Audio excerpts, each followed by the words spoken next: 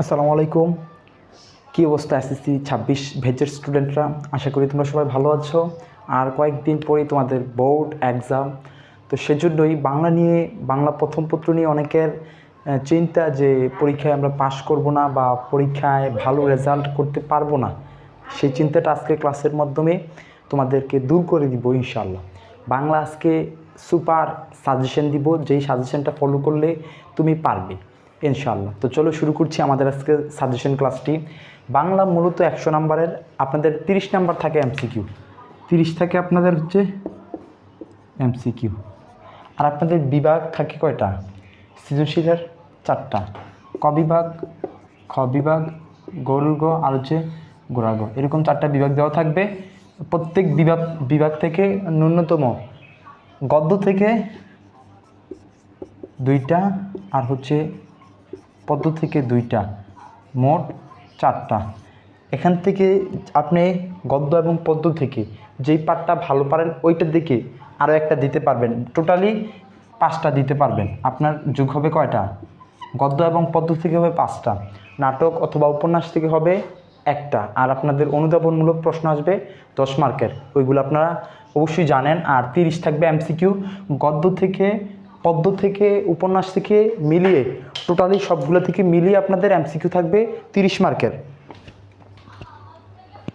আপনাদের 30 মার্কের এমসিকিউ থাকবে। আমরা এমসিকিউর সাজেশনটা পরবর্তী ক্লাসে দিব, আজকে দিব আমরা সিকিউ সাজেশনটা। তো গদ্য থেকে আমরা সিলেক্ট করেছি অনেকগুলা টপিক, এবং পদ্য থেকে অনেকগুলো থেকে আমরা সংক্ষিপ্ত করে শর্ট করে দিব। আমরা আগে গদ্যটা দিই।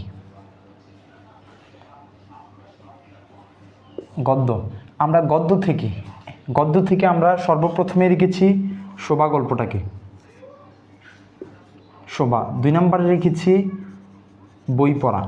যেহেতু আমাদের 3টা দিতে হবে, 3টা আর 2টা মোট 5টা দিতে হবে, এই জন্য আমরা গদ্য থেকে একটু বেশি রেখেছি, আমরা গদ্য থেকে একটু বেশি দেব। 3 নম্বর হচ্ছে শিক্ষা ও মনুষ্যত্ব। 4 নম্বর হচ্ছে নিম গাছ। 5 নম্বর হচ্ছে আম আটির ভেপু। এই যে আমরা 5টা দিয়েছি, আমি আশা করি এই 5টা থেকে বোর্ডের ভিতরে থাকবে ইনশাল্লাহ। এই 5টা থেকেই থাকতে হবে। আপনার এসএসসি বোর্ড পরীক্ষায় যদি প্রশ্ন করে এই 5টার বাহির থেকে ইনশাল্লাহ দিতে পারবে না। তো আপনারা এখন মনে করতে, এত শর্ট সময় 2-4 দিনের ভিতরে কি শেষ করা সম্ভব? অবশ্যই সম্ভব। দেখবা তোমার আশেপাশের বন্ধুদের যদি তুমি জিজ্ঞেস করো, এই কাজটা কখনো করবা না। আমার থেকে একটা পরামর্শ হচ্ছে, কখনো তুমি তোমার বন্ধুদের সাথে ওর প্রিপারেশন কী, তার প্রিপারেশন কী জানার চেষ্টা করবে না। কারণ দেখবা পরীক্ষার আগের রাতে তুমি যখন অনেককে ফোন দিবা, বা 2-1 দিন আগে তুমি যখন অনেকে বলবা যে বন্ধু তোর প্রিপারেশনটা কেমন, অনেকে বলবে ভাইয়ারে আমি তো 2বার প্রিপারেশন, এই বন্ধু আমি তো 2-3বার দিয়ে দিচ্ছি। এতে করে তোমার মন মানসিকতা চেঞ্জ হয়ে যাবে। আরে সে 2টা দিয়ে দিল, আমি এখনও একটা পারলাম না, আমি তো কিছুই পারি না, আমি কিভাবে পরীক্ষায় দিব, আমি তো এখনও এই সম্পর্কে, এই বিষয় সম্পর্কে জানি না। আবার অনেকে বলবে আমার 2বার শেষ। পরীক্ষার আগের রাতে তুমি তোমার বন্ধু বান্ধবদের বা তোমার ফ্রেন্ড সার্কেলের মধ্যে যারা আছে তাদেরকে যদি তুমি ফোন দাও, অনেকে বলবে আমার বইটা আজকে রাত্রে 2বার শেষ হয়ে গেছে। তোমার মাথা দিয়ে মনে হবে আগুন জ্বলতেছে, কারণ তুমি পারো না এগুলা, তোমার এই বিষয়ের সম্পর্কে জানা নাই। আমি তোমাকে বলছি তুমি জানো না, পারো না, এটা ভুল। তুমি জানো, তুমি পারো, তুমি সারা বছর যতটুকু পড়েছ, এবং আমি নাহিদ ভাইয়া তোমাকে যেই টিপসগুলো দিচ্ছি, যে সাজেশনটা দিচ্ছি, এইটার ভিতর থেকে তুমি যা জানো, তুমি যা পারো, ওইটুকু নিয়ে তুমি ভালো করে তুমি পড়ে তুমি ওইটুকু নিয়ে তুমি পরীক্ষার হলে বসবে, সেন্টারে বসবে, এবং ইনশাল্লাহ কমন পড়বে, 100% কমন পড়বে। না পড়লে তুমি আমাকে বইলো, তুমি নাহিদ ভাইয়াকে বইলো যে কমন পড়ে নাই, ইনশাল্লাহ কমন পড়বে, এবং তুমি পরীক্ষায় গিয়ে বসে বসে লিখবা। আমি বলে দিচ্ছি তুমি পারবা, তুমি জাস্ট এগুলো ফলো করো, তুমি পারবা। আমরা এবার পদ্মটা যাচ্ছি, আমরা পদ্মটা এগুলো তোমরা উঠিয়ে নাও, এবং আমরা পদ্মটা দিব এখন আমরা পদ্মটা দিব সাজেশন। আমরা যদি পদ্মের সাজেশন দেই, গদ্য এবং পদ্য, আমরা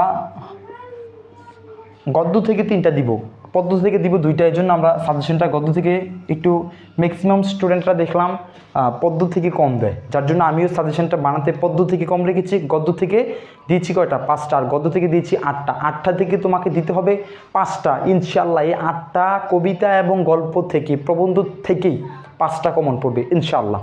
আমরা 1 নম্বরে রেখেছি কপোতাক্ষ নদ,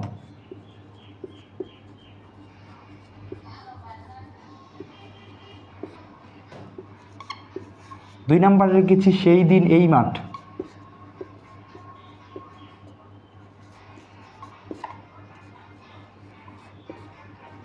3 নম্বরে রেখেছি আমি কোনো আগন্তুক নই,